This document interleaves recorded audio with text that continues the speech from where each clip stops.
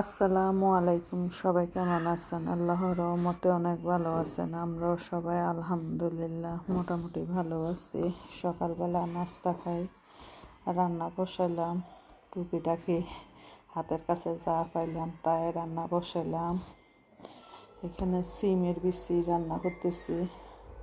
অনেক দিন হয়েছে সিমের বিচিগুলো আনছিল, পরিষ্কার করে একটু ভাপ দিয়ে ডিপের মধ্যে রাখে দিচ্ছি। এখন রান্না করতেছি সিমের বিচি। সিমের বিচি আবার বেশি দিন থাকলে আবার ভাল লাগে না, তাই তাজা তাজা খেয়ে ফেলাই ভালো। আর রান্নার সময় তো আর পরিষ্কার করে রান্না করা সম্ভব না, তাই একবার 2 কেজি 3 কেজি কিনে নিয়ে আসি, পরিষ্কার করে রাখে দিই, তাই তাড়াতাড়ি খেয়ে ফেলি। অনেক দিন রাখি না, 5-6 মাস রাখি না।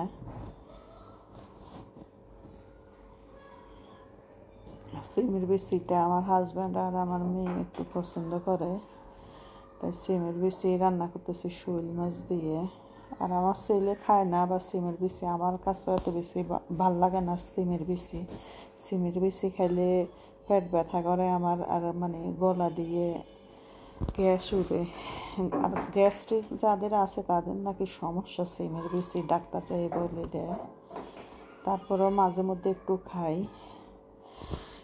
সিমের বিচিটা রান্না করা হয়েছে, আরও কিছু রান্না করছি, এত কিছু তো ভিডিও করা সম্ভব না। আর এখানে হাজব্যান্ডে বলতেছে খিদে লাগছে, একটু রস দিয়ে সিন্নি রান্না করে দিতে, তাই একটু সিন্নি রান্না করে দিতেছি হাজব্যান্ডের রস দিয়ে। আর আমি সিন্নি খাবো না, একটু পেয়ারা আছে বাসার মধ্যে, আর বড়ই আছে, নষ্ট হয়ে যেতেছে। পেয়ারা কাটে নিলাম, বড়ই ধুয়ে নিলাম কয়টা, মেয়ে আর আমি খাবো পেয়ারা আর বড়ই। হাজব্যান্ডের রস দিয়ে সিন্নি রান্না করছে, সিন্নি খাবে। মরিচের গুঁড়া দিয়ে বড়ই পেয়ারা খাইতে কিন্তু অনেক ভাল লাগে দুপুরবেলা। রান্নাঘরের কাজ শেষ, তাই বসে বসে খাইতেছি আর গল্প করতেছি সবাই মিলে একসাথে। আমার ভিডিওর মধ্যে আসলে কেউ আসতে চায় না, তাই কাউকে দেখাই না। আমার ছেলে মেয়ে লজ্জা পায় ভিডিওর মধ্যে আসতে, সেই জন্য খাইতেছি, ওই খাওয়ার ভিডিও করতেছি।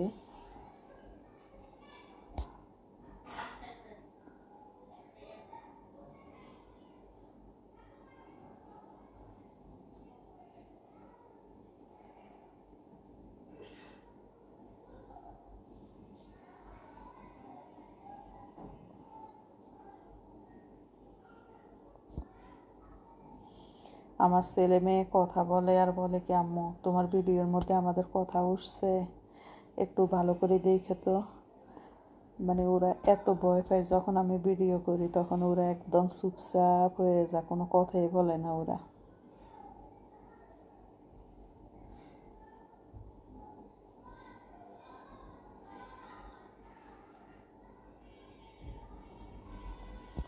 আজকে অনেক দিন হয়েছে বড়ইগুলো আনছে, বড়ইগুলো কিন্তু অনেক মজা। পেয়ারাগুলো অনেক দিন হয়েছে আনছে, কিন্তু পেয়ারাগুলো পাকে গেছে, বড়ইগুলো পাকে গেছে। এখন আজকে নিয়েছি বলি না, আজকে যতই কাজ থাকুক আজকে খাবো, এগুলো না হলে নষ্ট হয়ে যাবে।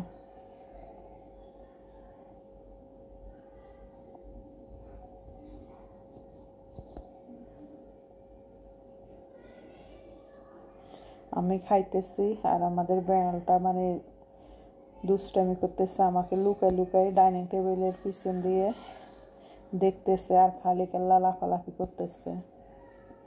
এখন আমি ডাকতেছি আমার কাছে আসতে, তাই ও আমার কাছে আসতেছে এখন আস্তে আস্তে। আমি আবার একটু ওদেরকে ভয় দেখাই, না হলে আমাদের বাসায় সবাই কিন্তু অনেক আদর করে।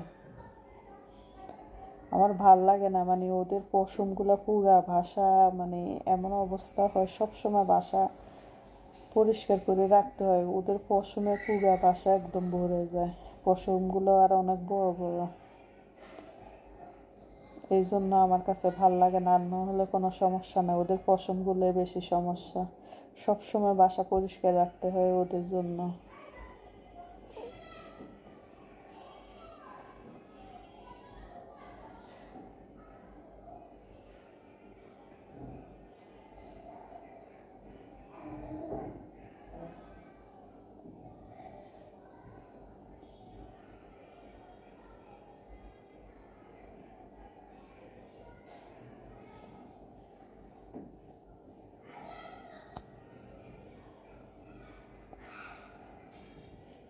সবাই ভাত খেয়ে নিচ্ছে দুপুরে, তাই আমি রান্নাঘরটা একটু ঝাড় দিয়ে নিতেছি আর ডাইনিং টেবিলটা একটু মুছে নেব।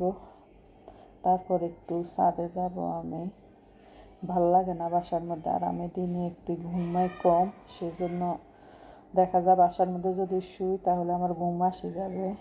রান্নাঘরটা একটু ঝাড় দিয়ে ডাইনিং টেবিলটা মুছে তারপরে একটু ছাদের থেকে ঘুরে আসবো।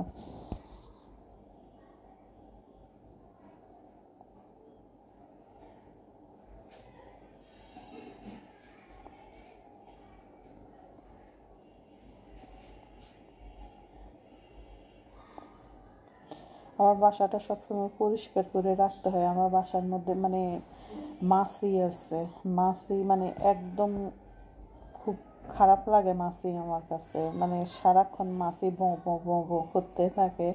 সেজন্য সবসময় একটু পরিষ্কার করে রাখি, না হলে মাছি পুরা বাসা ভরে যায় আমার।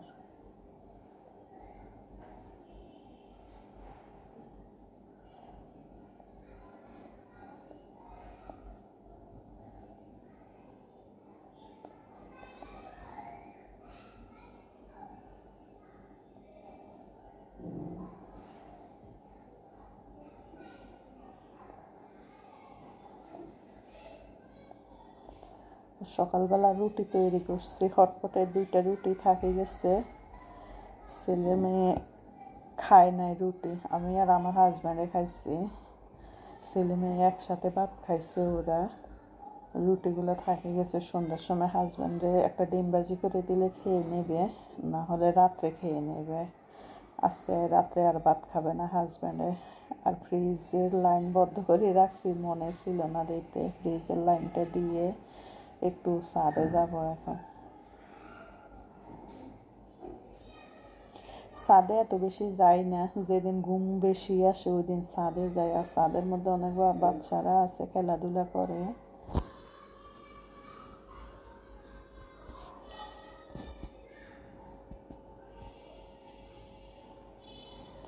এখন একটু ছাদের থেকে ঘুরে আসি। ছাদে আসলাম, এই যে অনেকগুলা বাচ্চা খেলতেছে।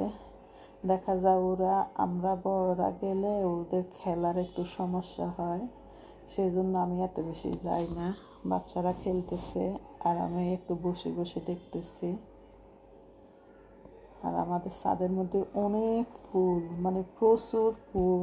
একটা লোক আছে, ও গাছগুলা মানে যত্ন করে, পরিষ্কার করে, পানি দেয়।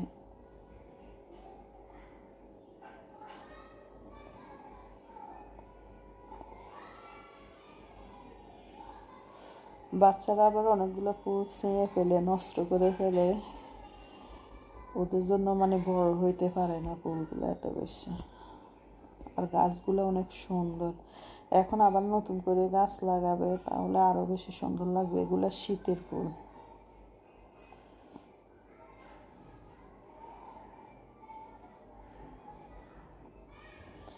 এখন বাসায় চলে যাব, ভাল লাগতেছে না। ছাদে বাচ্চারা খেলতেছে, আমি বাসায় চলে যাই।